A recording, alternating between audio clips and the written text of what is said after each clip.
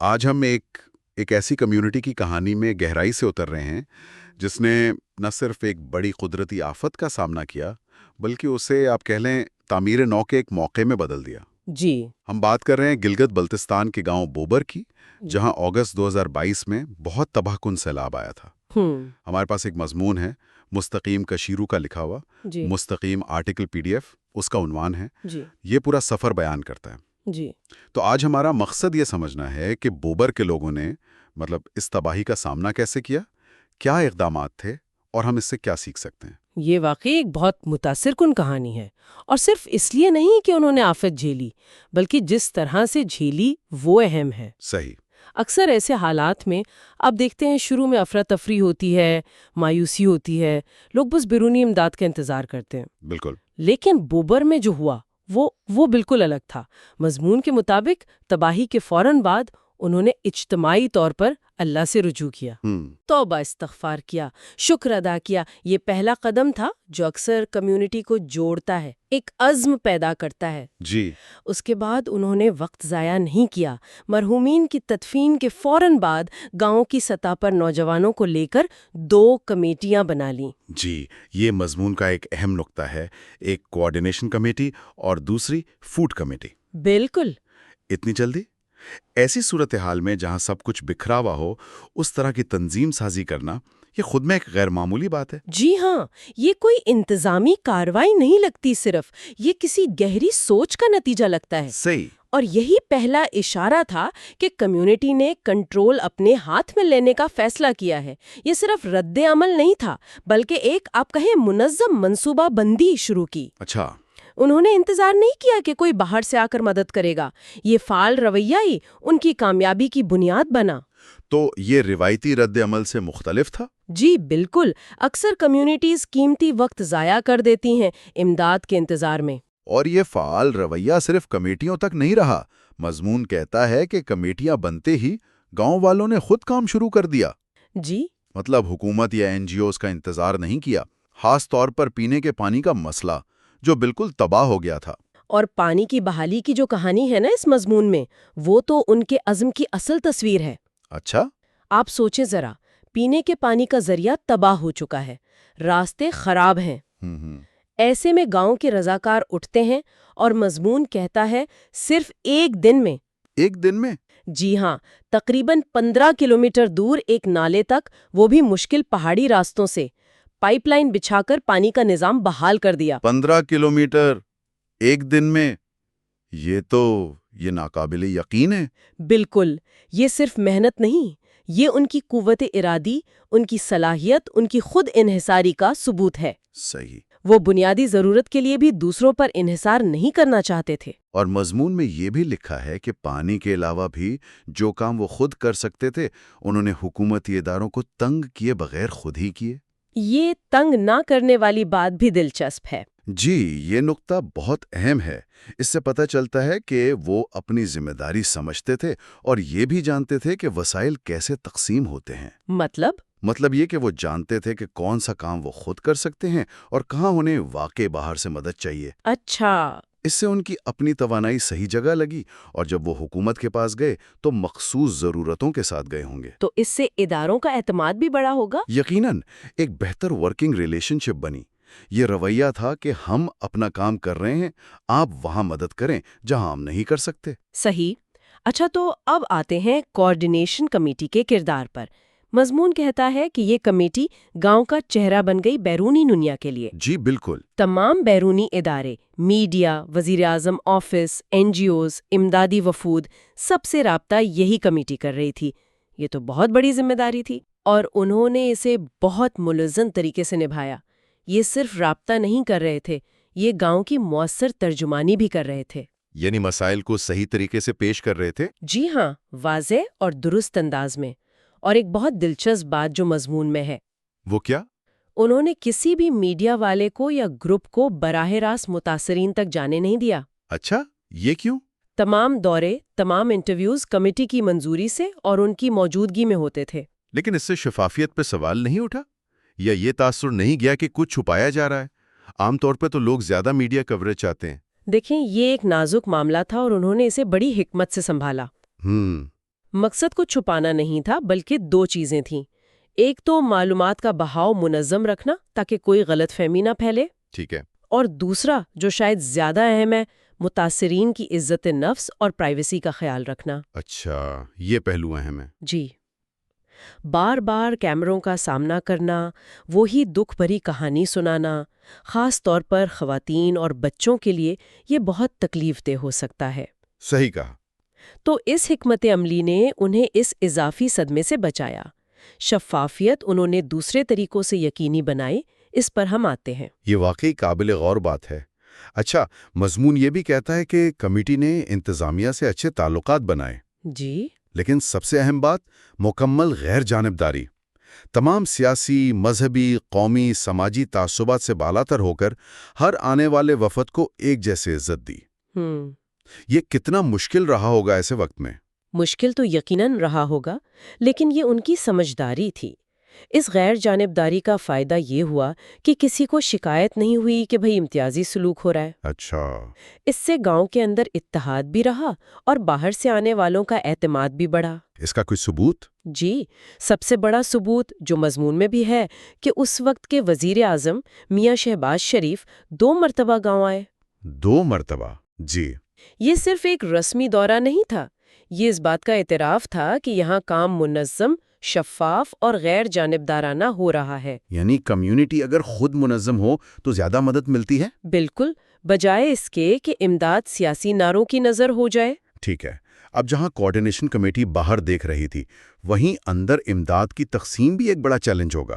یہاں food committee کا کردار آتا ہے۔ جی ہاں، مضمون کہتا ہے کہ اس کمیٹی نے قومی اور بین الاقوامی سطح سے آنے والی تمام امداد، سامان ہو یا نقد رقم، جو کروڑوں کی تھی، ایک ضابطے کے تحت وصول کی۔ جی، اور یہاں ان کا شفافیت کا نظام بہت قابل ذکر ہے۔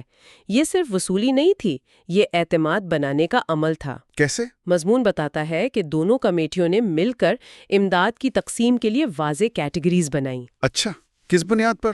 ممکن ہے نقصان کی شدت، خاندان کا سائز یا ضرورت کی نوعیت پر ہو۔ اہم بات یہ ہے کہ ایک متفقہ اور شفاف فارمولا تھا، اور مضمون کے مطابق پائے پائے کا حساب رکھتے ہوئے یہ امداد صرف حقیقی حقدار متاثرین تک پہنچائی گئی۔ یہ بہت اہم ہے کیونکہ اکثر امداد کی تقسیم پر جھگڑے ہوتے ہیں۔ بالکل، بوبر نے اس سے بچنے کا انتظام کیا تھا۔ اور شفافیت کے ساتھ ساتھ وقار کا پہلو یہاں بھی نظر آتا ہے۔ مضمون کہتا ہے کہ امداد تقسیم کرتے وقت میڈیا کے لیے کوئی ویڈیو یا فوٹو نہیں بنی۔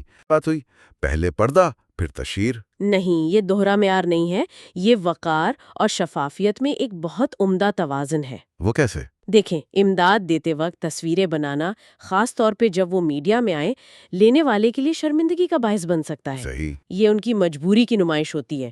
بوبر کمیونٹی نے اس سے گریز کر کے متاثرین کے وقار کو بچایا، ٹھیک ہے۔ لیکن ساتھ ہی وہ جواب دہی کو بھی سمجھتے تھے۔ اس لیے بعد میں تمام ریکارڈز شاید ناموں کی پرائیویسی کا خیال رکھتے ہوئے پبلک کر دیے گئے، تاکہ سب دیکھ سکے کہ پیسہ کہاں گیا۔ جی بالکل، اس سے ڈونرز کا اعتماد بھی بڑھا اور کسی خرد برد کے الزام کا بھی راستہ بند ہوا۔ مضمون میں ایک اور بہت آپ کہیں طاقتور جملہ ہے، شاید کسی کمیٹی ممبر کا قول ہے۔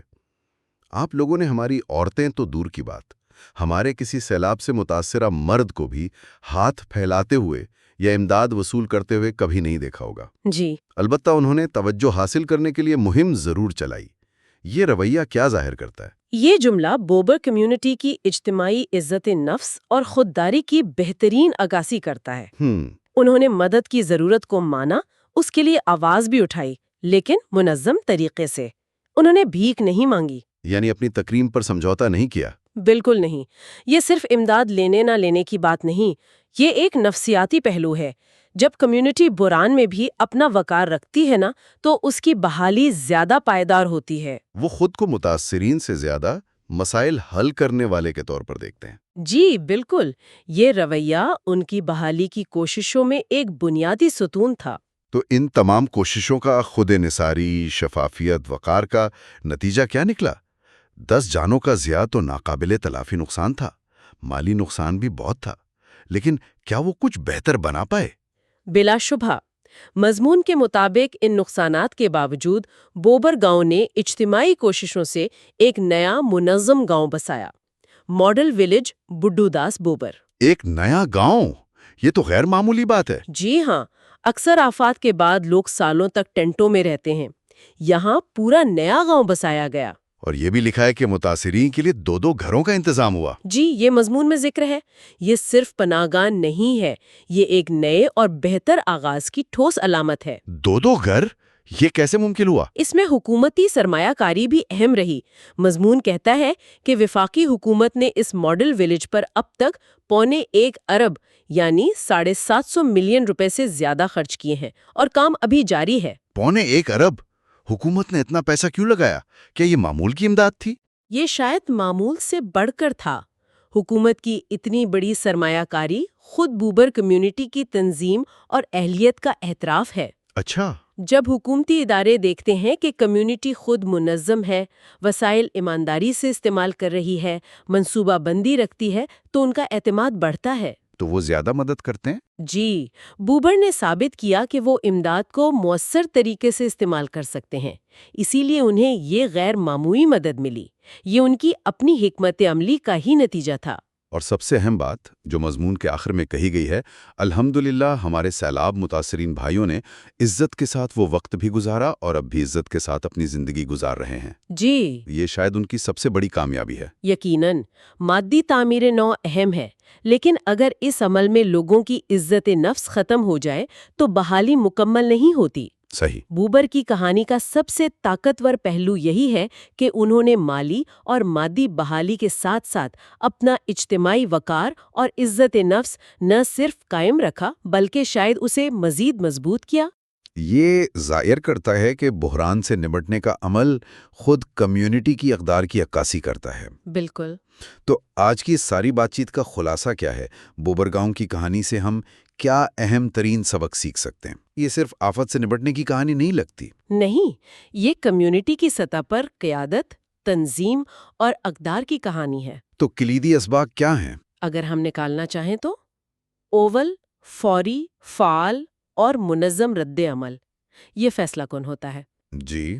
دوم، خود انحصاری پر زور، جو ممکن ہو خود کرنا، اس سے کمیونٹی کی اپنی صلاحیتیں سامنے آتی ہیں۔ ٹھیک۔ سوم، بیرونی تعلقات اور امداد کے لیے ایک مرکزی، شفاف اور غیر جانبدار نظام، یہ اعتماد بناتا ہے اور وسائل کو مؤثر کرتا ہے۔ اور چوتھا؟ چہارم، اور شاید سب سے اہم، ہر مرحلے پر خاص طور پر امداد دیتے وقت متاثرین کے انسانی وقار کا ہر قیمت پر تحفظ۔ یہ وہ چیزیں تھیں جنہوں نے بوبر کی کامیابی میں کلیدی کردار ادا کیا اور اسے ایک مثال بنا دیا۔ اور یہ ہمیں ایک اہم سوال پر سوچنے پر مجبور کرتا ہے۔ بوبر کا تجربہ بہت متاثر کن ہے، لیکن کیا ان کے اصول اور طریقے، جی، خاص طور پر یہ کمیونٹی کی تنظیم سازی، شفاف امدادی تقسیم، وقار کا تحفظ، کیا یہ ماڈل پاکستان یا دنیا کے دوسرے علاقوں میں قدرتی آفات یا دوسرے بحرانوں میں اپنایا جا سکتا ہے؟ کیا یہ قابل تقلید ہے؟ یہ ایک بہت اہم سوال ہے۔ یقیناً ہر علاقے کے اپنے حالات ہوتے ہیں، سماجی، ثقافتی، سیاسی۔ بوبر ماڈل کو ہو بہو کاپی نہیں کیا جا سکتا، لیکن اس کے بنیادی اصول، تنظیم، شفافیت، خود انحصاری، وقار کا احترام، یہ عالمگیر ہے۔ تو چیلنج کیا ہے؟ اصل چیلنج یہ سمجھنا ہے کہ ان اصولوں کو مختلف مقامی حالات میں کیسے ڈھالا جائے۔ اور یہ بھی سوچنے کی بات ہے کہ بحران کے دوران وقار کو قائم رکھنا صرف فوری مدد نہیں کرتا، بلکہ کمیونٹی کی طویل مدتی نفسیاتی بحالی، ان کی خود اعتمادی اور مستقبل کے چیلنجز کا مقابلہ کرنے کی صلاحیت ہی ایک طاقتور دلیل ہے کہ آفات کا مقابلہ صرف مادی وسائل سے نہیں، بلکہ مضبوط سماجی تنظیم اور اٹل انسانی وقار سے بھی کیا جاتا ہے۔